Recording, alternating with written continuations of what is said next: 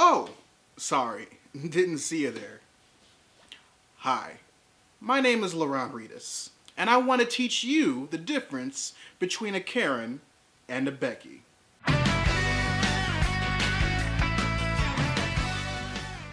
With major areas of the world currently under lockdown, a lot of people have recently come to the realization that they have a lot of time on their hands.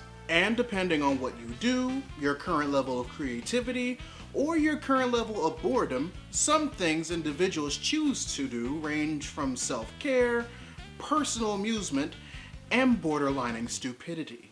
Just like British writer Julie Bindel did when she took to Twitter declaring the names Karen and Becky as racial slurs toward white women, some even comparing it to the use of the N-word, which, as a result, immediately set us feminists back by at least 10 years. Now, you might have been one of those individuals who saw this set of tweets, which are still up on her Twitter account as of the recording of this video, bless her heart. And you either thought to yourself one or all of the following. 1. How could she put those two in the same category? 2. That's not how this works. That's not how any of this works. Or 3. Oh, I see white people are white peopling again. In which case, all of those feelings are accurate. Because all of them are true. So in order for us to reach an understanding of why this is an extremely bad take, we must first go over why the names Karen and Becky are used in these regards in the first place. Karen is the most well-known and also the most coincidental, yet ironic in its current depiction since its conception. And this is because the name Karen is Danish in origin, meaning pure, after branching from the English name Catherine. We see these women, who are mostly white, display that purity with a holier-than-thou attitude inside shops or restaurants when they're trying to get their way, rubbing their privilege in the faces of shop and food workers that are less fortunate than they are.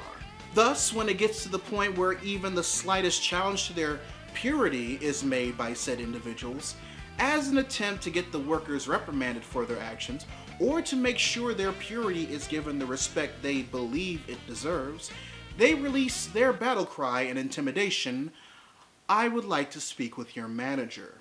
That is how the roots of the name ironically link with the behavior we currently see in those we associate with the name Karen. The reason why it's coincidental, on the other hand, is because more than likely such an association was not done on purpose. Like the haircut we associate with the name-turned-term, the actions of individuals began to grow and evolve to the point where the name Karen just felt right. Of course, it should go without saying that it is entirely untrue that every white woman named Karen behaves in the way according to the stigma currently associated with it. I know plenty of white Karens that treat people the way they want to be treated and do not act as if they are above anyone else. Which is why it constantly pains me that their parents decided to name them Karen. Becky, on the other hand, tends to be the more malevolent of the two. Whereas Karens tend to run on mostly privilege, Becky's utilize a mixture of privilege, prejudice, and systematic racism. Becky's tend to notice the lives of minorities either trying to live, succeed, or have fun, all within the boundaries of the law, yet are compelled to involve the display of systematic racism upon these individuals, mostly because she doesn't want them there, by reporting their activities to the police and using their privilege as a white woman as leverage. Even more so when it's proven she was wrongfully accusing said minorities by immediately shifting the use of her privilege to argue that she was the true victim. The use of the name-turned-term is largely thanks to the white woman nicknamed Barbecue Becky, who called the police on a gathering of African Americans having a cookout in a public park, stating that it was illegal to barbecue in the park with charcoal. Other instances in the term Becky can be seen in the white woman calling the police on a black girl selling water outside her home because she didn't have a permit. and a white woman calling the police on a black man moving into his apartment, thinking that he was breaking into it.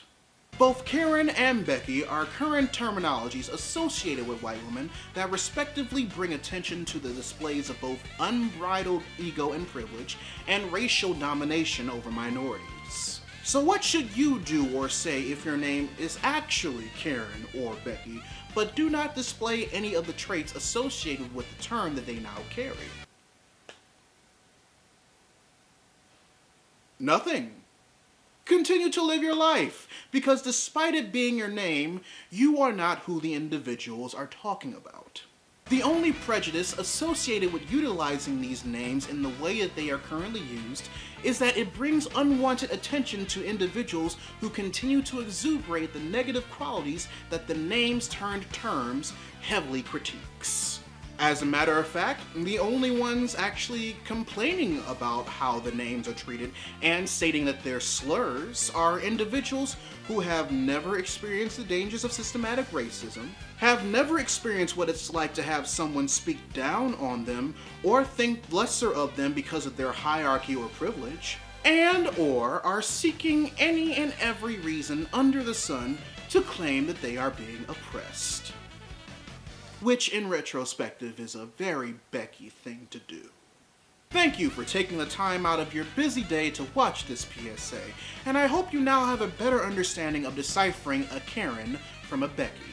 But if you still believe that the current use of Karen and Becky are the equivalent of the N-word, just remember, you don't say the K-word or the B-word in front of other people.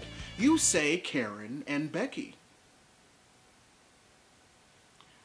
Now do it with the other one. I thought so.